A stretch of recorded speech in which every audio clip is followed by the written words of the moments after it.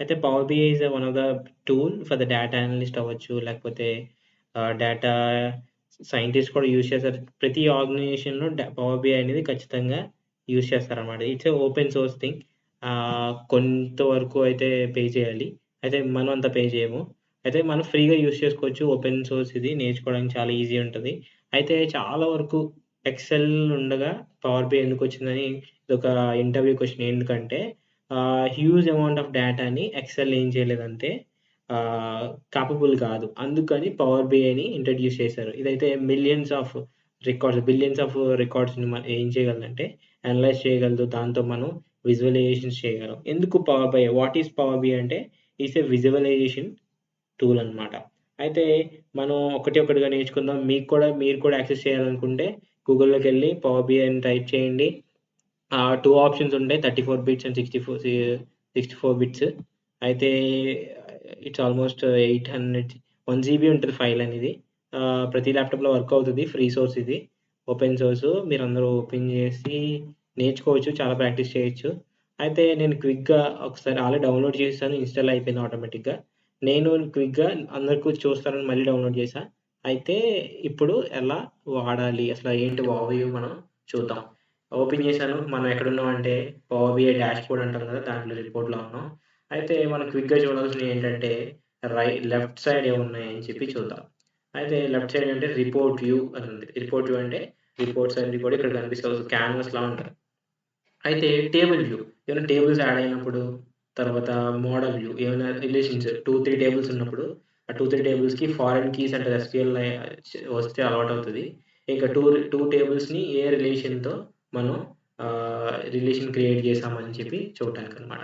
తర్వాత docs functions docs functions అన్నీ కూడా ఇక్కడే రన్ చేసుకోవచ్చు. అయితే అక్కడ చూసుకోవడానికి ఉంటాయి ఏమేమి కావాలని. తర్వాత ఇది ఇంకొక థింగ్ అనమాట. టీఎండీఎల్ అని చెప్పి ఇదొక ఫీచర్. అయితే ఇది ఫ్యూచర్‌లో ఇంకా నేర్చుకుంటాం. ముందుకెళ్ళినప్పుడు ఇంకా అలవాటవుతది. అయితే లెఫ్ట్ సైడ్‌లో ఇవి కావాల్సినన్నీ ఉన్నాయి. Okay. It's a table view. అయితే ఫస్ట్ అందరూ నేర్చుకోవాల్సింది రైట్ సైడ్ ఏమున్నాయి?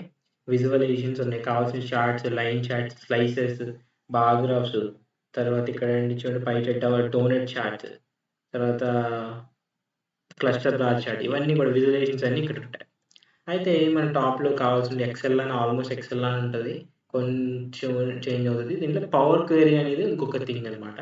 అయితే అందరూ నేర్చుకోవాల్సింది ఫస్ట్ ఏం చేయాలంటే డేటాని ఎలా తెచ్చుకోవచ్చు. సోర్సెస్ ఎలాంటి సోర్సెస్ అంటే 150 సోర్సెస్ ఉన్నాయి. ఇక్కడ you can see 150 sources SQL server నుంచి, తర్వాత అజ్యూర్ డేటా దగ్గర నుంచి, తర్వాత స్నోఫ్లేక్స్ నుంచి, హ్మ్. ఎస్‌క్యూఎల్ డేటాబేస్, అజ్యూర్ ఒకసారి 150 సోర్సెస్ ఇంకా ట్రైన్ కూడా చేస్తున్నారు. ఇంకా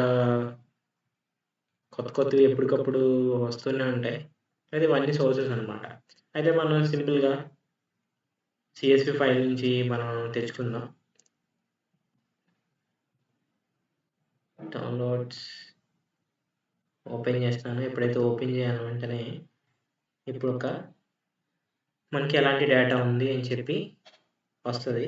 అయితే ఇక్కడ కావాలంటే నువ్వు ఏమైనా క్లీనింగ్ చేయాలి డేటాని అంటే ట్రాన్స్‌ఫార్మ్ చేసుకోవచ్చు. కొత్త కాలమ్స్ యాడ్ చేయాలనుకున్నా కూడా ఇక్కడ చేసుకోవచ్చు. సేమ్ పవర్ క్వెరీ ఉంటది. పవర్ క్వెరీ ఎడిటర్ ఓపెన్ అవుతది. సేమ్ ఎక్సెల్ ఎలా ఉంటదో అలా ఉంటది. సింపుల్‌గా మనం అవన్నీ క్లీనింగ్ చేయట్లే జస్ట్ లోడ్ చేస్తాం. లోడ్ అనే బటన్ నొక్కా నేను.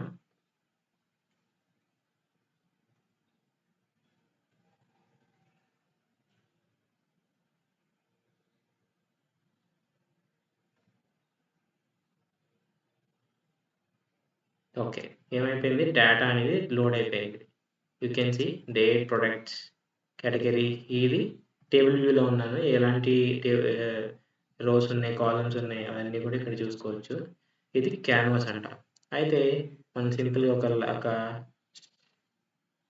బార్ చార్ట్ ఓపెన్ చేయాలనుకున్నా, ఫనల్ చార్ట్ ఓపెన్ చేయాలనుకున్నా అన్నీ ఇక్కడే ఉంటాయన్నమాట. పివోట్ టేబుల్స్ ఎప్పుడైతే క్లిక్ చేసామో అప్పుడు ఆటోమేటిక్‌గా ఓపెన్ అవుతాయి. కావాలంటే మనం ఏం చేయొచ్చంటే ఫీల్డ్స్ అన్నీ కూడా ఇక్కడ మనం పెట్టుకోవచ్చు. Add data fields here. హ్మ్. యాక్సెస్ మన డేటా ఇక్కడ చూపిస్తుంది. ఏ ఫీల్డ్ కావాలి నీకు. టోటల్ క్వాంటిటీ, రీజియన్, తర్వాత అలా యూనిట్ ప్రైస్ ఎక్కడ కావాలంటే అలాంటియన్నీ కూడా ఒక పెట్టుకోవచ్చు అనమాట. లైన్ చార్ట్ సింపుల్గా ఉంటే డ్రాగ్ అండ్ డ్రాప్ ఆల్మోస్ట్ ఇది అయితే ఒక రిపోర్టే కాదు, నువ్వు పవర్ పాయింట్ ప్రెజెంటేషన్ లాగా పేజెస్ని యాడ్ చేసుకుంటూనే వెళ్ళచ్చు. ఎన్ని దీని అంతటిని ఒక డాష్ బోర్డ్ క్రియేట్ చేసి దీన్ని రిపోర్ట్ లాగా ప్రజెంట్ చేయొచ్చు అనమాట. ఓకే, పవర్ బిఐని అలా యూజ్ చేస్తారు.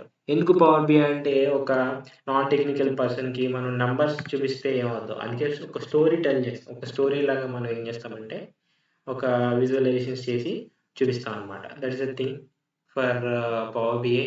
అయితే ఇది డే 1 జస్ట్ ఇంట్రో. మీరు డౌన్లోడ్ చేసి ఎలా వర్క్ అవుతుంది, ఎలాంటి ఆప్షన్స్ అన్నీ కూడా చెక్ చేయండి. నెక్స్ట్ డే 2లో మనం ఇంకా కొన్ని ఎన్నో విషయాలు నేర్చుకుందాం. That's it for day 1. Thank you. Signing off Manoj Kumar.